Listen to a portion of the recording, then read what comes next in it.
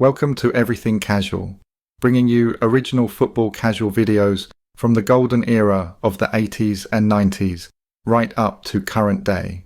Football away day stories and historic clashes between football firms. Subscribe so you don't miss out. We upload videos every week. John Anslow's name didn't just appear in police files, it echoed through streets, prison wings, courtrooms and criminal networks across Britain. Long before he became one of the most wanted men in the country, his reputation was already growing.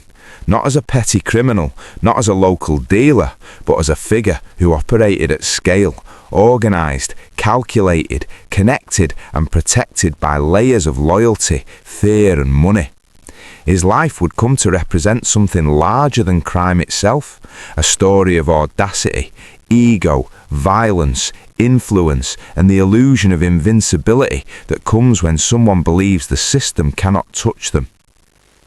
Born and raised in Tipton in the heart of the Black Country, Anslow's early life was unremarkable on the surface. No silver spoon, no inherited empire, just a product of environment, reputation and street logic. The kind of place where identity is shaped early, where reputation matters and where power is earned through presence rather than paper. By the time he entered adulthood, he wasn't drifting, he was building. Slowly at first, then aggressively. Cannabis, cocaine, couriers, contacts, storage houses, routes, distribution lines. What started as local dealing evolved into a structured criminal operation that stretched far beyond the West Midlands. By the late 2000s, Anslow was no longer just a dealer, he was a coordinator. His network operated with hierarchy, discipline and organisation. Police later described it as meticulous, layered roles, defined responsibilities and a system designed to move product efficiently while insulating leadership from risk. His base in Tipton became the nerve centre of a national operation, distributing drugs across multiple regions of the UK. Surveillance operations, phone bugs and intelligence gathering would later reveal just how extensive his reach had become. With power came money, and with money came image. Anslow didn't live quietly, he lived visibly. £55,000 Porsches, top-of-the-range Audis, Rolex watches, diamond jewellery, chauffeurs, luxury holidays paid in cash, Caribbean trips, Bangkok, St. Lucia, Dominican Republic, stacks of money hidden in safes. His lifestyle wasn't subtle, it was performative. It projected success, dominance and untouchability. Not just wealth, but defiance. A man openly daring the system to catch him. But one of the most unusual parts of his image wasn't the cars or the jewellery, it was football. John Anslow was a lifelong Wolverhampton Wanderers supporter. Not just a fan in the stands, but a visible presence around the club. Between 2008 and 2011, he spent over £36,000 sponsoring Wolves matches and players at Molineux. He appeared in matchday programmes, attended club events, took photos with players, presented Man of the Match awards including to defender Ronald Zubar. He funded appearances, backed fixtures and embedded himself into the football environment using money that came directly from organised crime. In the underworld, this isn't unusual. Criminal figures have long used football clubs as social cover, legitimacy through association, visibility through respectability, access through money. Sponsorship buys proximity, proximity buys influence, influence buys silence. Within football culture, especially in working class club environments, these figures often blurred into the background, known but not spoken about. And around Wolves, Anslow wasn't just known as a sponsor, he was known as Skits, a figure with street credibility, money and underworld status. His presence around football culture wasn't accidental, it was strategic. Behind the scenes, police were closing in. His flat in Bradley was bugged. Surveillance revealed the scale of his drug empire. Raids uncovered luxury items, cash, and the infrastructure of a large-scale distribution network. By the time 2010, he was under intense pressure from law enforcement, and by 2011, the walls were closing in fast. Charges were being prepared, associates were being watched, intelligence networks were tightening. Then came the moment that would define his legend. On January 23, 2012, while being transported from HMP Hewell to Stafford Crown Court, John Anslow's prison van was ambushed. Not a chaotic attack, not a panicked rescue, a planned military-style extraction. A Volkswagen Sirocco pulled in front of the prison van. 3 masked men jumped out armed with sledgehammers and what appeared to be a sawn-off shotgun. The van was smashed. The driver was dragged from his seat and punched in the face. A shotgun was pointed at him. A female prison officer was coerced. Anslow, classed as a Category A prisoner and a known escape risk, told her to let him go. Still in handcuffs, he ran. He disappeared into a waiting vehicle and vanished from British custody. It was the first successful escape of a Category A prisoner in over 25 years. But this wasn't luck, it was preparation. Intelligence later revealed security failures, staff shortcuts, and internal weaknesses. Searches not properly conducted, scanning chairs not used, Anslow placed in shared holding cells despite being classed as an escape risk, coded messages hidden in Christmas cards, mobile numbers smuggled through security, a network already in motion. The escape wasn't spontaneous, it was engineered. What followed was one of the largest manhunts in modern British criminal history. National alerts, international cooperation, media saturation, Crime Watch features, £10,000 rewards, his image displayed on mobile billboards, his name placed among Britain's most wanted criminals. Police even monitored crowds at Wolves matches, believing the pull of Molineux and his lifelong loyalty to the club might draw him back into the open.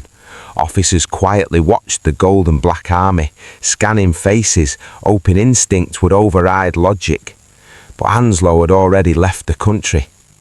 Hidden inside a metal freight container, he was smuggled out through Dover, spending days sealed inside a cargo box aboard a ship bound for Europe.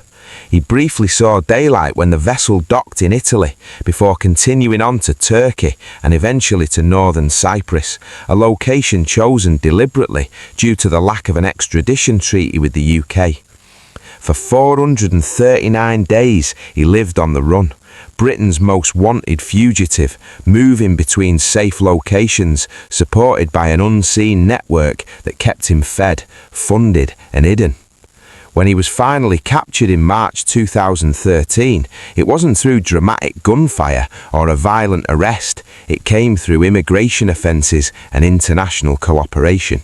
He was deported back to the UK and arrested at Heathrow. The escape myth was over, the reckoning had begun. He was sentenced to 22 years for conspiracy to supply cocaine and cannabis, and an additional 7 years for the escape. His empire collapsed around him. Associates received long sentences, firearms were seized, drugs were seized, properties were raided, the empire disintegrated. But prison didn't silence his reputation, it amplified it. Inside high-security prisons like Belmarsh, Frankland and Wakefield, Anslow's name carried weight. He wasn't just an inmate, he was a figure. And it was inside this system that one of the most infamous incidents of his later life occurred, the confrontation with the Lee Rigby killers. Housed near Michael Adebola and Michael Adeboa, tensions built over time. The extremists were loud, disruptive, aggressive, dominating the wing with constant shouting and intimidation. According to accounts, the atmosphere became unbearable. What followed wasn't a sudden explosion, it was simmering hostility reaching a breaking point. When the confrontation finally came, it turned violent. One of the attackers tried to assert himself physically. He didn't get the outcome he expected. Anslow stood his ground. The altercation ended with one of the terrorists on the floor, Anslow throwing punches until officers intervened. The incident spread fast through the prison system. Word travels quickly inside, reputation travels faster. For many inmates, especially those from criminal backgrounds, the symbolism mattered. A high-profile underworld figure confronting convicted terrorists carried its own meaning inside prison culture. Following the incident, Anslow was transferred to other high-security prisons for separation and control. Then came the scandal that exposed another layer of his influence. At HMP Wakefield, prison officer Millie Kirk entered a secret relationship with Anslow. Over 6 months, they exchanged more than 1,600 messages through a burner phone. She smuggled in birthday cards and cupcakes. Messages spoke of love, desire, obsession. She travelled to Birmingham, socialised with his ex-wife, and entered his personal world. CCTV showed prolonged interactions during welfare checks, far beyond standard procedure. Eventually the affair was exposed. Phones were found hidden in his cell, messages recovered, evidence stacked. She was jailed for misconduct in public office. For Anslow, it wasn't just a relationship, it was another demonstration of influence, manipulation, and psychological control. Even inside one of Britain's most secure prisons, systems bent around him. John Anslow's story is not just about Good afternoon from Yami B TV, wishing you all well, of course, right? So, a man you've been asking me about for quite some time, and in that thumbnail, that picture is of a man that I met years and years ago, and his name is John Anslow, and I believe he's from the West Midlands somewhere, right? Before we go into some new developments that I wasn't aware of in the last few weeks with John Anslow, right? Let's look at a bit of the history surrounding him, and it is some kind of history, mate. Now, he got arrested for a murder in the beginning of time for a man in Staffordshire that they said that he murdered, right? Whilst he was on remand awaiting trial for that case, he was in a transit van, a secure sweatbox, and a category A high-risk prisoner, right, being escorted to court or to another prison. The van got ambushed by a couple of geezers and he escaped, right? Now, he got smuggled out the country somehow and ended up in northern Cyprus. And during his time there, it is alleged that he was involved in drug smuggling and drug trafficking in a massive, massive way, right? Described as a drugs baron. Now, he gets arrested, comes back, has to still go on trial, remember, for the murder, also now faces charges for the escape from the sweatbox, and also awaits charges for the drug trafficking charges as well. He goes on trial after all that for the murder and gets found not guilty. They give him 7 years for the escape, right? And Dominic Noonan, I think, played this trick as well from Manchester way back in the day. My memory serves me correctly, when he got snatched off a prison van and said that he got kidnapped, that he didn't want to escape. And because who's to prove that they got kidnapped by enemies or that they escaped, right? I think Dominic Noonan might have got out of that charge or got a lesser sentence. And I think John Anslow said something of similar nature, and he only ended up with 7 years, right? So that's the first sentence, 7 years, beat the murder. And in court, the police said they're not really happy with this result and they're going to do everything to pull him down, right? And it seems that they have followed through with what they said. Now, he has to go on trial. Goes on trial now for the drug trafficking. They give him 22 years back then for the drug trafficking charges, right? To run consecutive with the 7 years. So a total sentence becomes 29 years, right? 29 years, right? Which would seem to be a bit over the top, okay? For a man who hadn't really done a massive sentence before this. So they house him, they put him in the Cat A's anyway, while they monitor where they're going to put him next and that kind of stuff. and they put him with Lee Rigby. Rest in peace, Lee Rigby. Lee Rigby's killers, right? Michael Ababalajo and the other geezer. I think before that, the co-defendant got knighted off and ended up in Broadmoor. They put him in between. They put him on a wing where he's the only white Englishman, and everybody else is Muslim, right? Apart from one man, right? They sandwich him in between the Lee Rigby killers, right? They are talking all night between late after 12, and he's getting a headache, John Anslow. If you know what he's like, he's not really loud in jail. He's like kind of like by himself, does everything alone. So he's getting a headache by listening to this all night. When he comes out in the morning, right, I think he gets his breakfast first, comes up the stairs. Someone says to him, yeah, be careful. You know that they're Lee Rigby's killers. Remember what they done to him? Do you know what John Anslow said? Yeah, they done that to Lee Rigby, but Lee Rigby wasn't expecting it that day. I'm expecting it now. And he went in and battered the pair of them. And the prison staff watched him do it, right? Like they didn't care, like they really shouldn't really. But he ripped them both off, yeah? So forward now onto his sentence a little bit more. You couldn't write this story, you know. There is an alleged affair in another high security jail after that one, that he got off with a prison female member of staff, which she ends up going to court for, and she ends up going to prison and doing time. I don't know whether John got charged with anything there. I don't think them days you did. I don't think there's a suggestion that she brought stuff in or anything like that, as far as I know anyway. But she definitely went to prison, right? Forward on all these years now, it's had to battle because police and authorities, once you've once you've got the upper hand and had the better of them in court. I always say that some days when you're a criminal, some days it's the police's day, and sometimes some days it's the criminal days. But why have they set out so badly to tarnish Anslow's name and his family? And I think his father might be rest in peace now. I'm not sure, right? So rest in peace, Dad, of course, right? But he was going through a lot of legal challenges whilst he was away, that they were putting out false narratives about things and that kind of stuff, right? So if you look at the timescale, you're doing 29 years.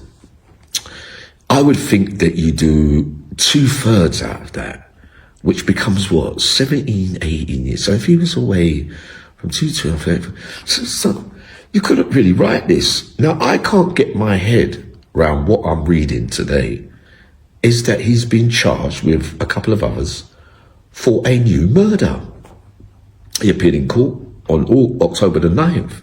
Now, I can't figure out whether it's an old charge and they're coming to get him because the sentence must be nearly finishing, or did it finish and he got out for a little while. I can't give you that piece of information. But it doesn't make much sense to me. It would seem that he never got out and they brought an old charge. But if he did, he couldn't have been out too long. So you lot asking me about it, hasn't been found guilty yet of these new charges of murder. And not setting the cat amongst the pigeons here, but sometimes you don't know with John Anslow whether he's getting fitted up or whether it is him or whether it isn't. I struggle to believe that he could come out and do something like that after spending so many years away. But don't hold me to that. But that you wanted the rundown. He was the one that weighed in Lee Rigby's killers, right? I'll be up in a little bit more. Our investigation into finding John Anslow is continuing to move quickly as we follow several lines of inquiry. Staffordshire Police are offering a £10,000 reward for information that leads to Anslow's arrest and return to prison. We're hoping that this sizable reward will encourage those who know where Anslow might be to come forwards. All calls will be treated in the strictest of confidence. Last night, search warrants were executed at 5 homes in the West Midlands area. We recovered some property following these searches, and this now is being further examined. We also arrested a 44-year-old man from the Tipton area last night on suspicion of assisting an offender. He remains in police custody today and is being interviewed. Our appeal to trace Anslow is spreading far and wide across social media.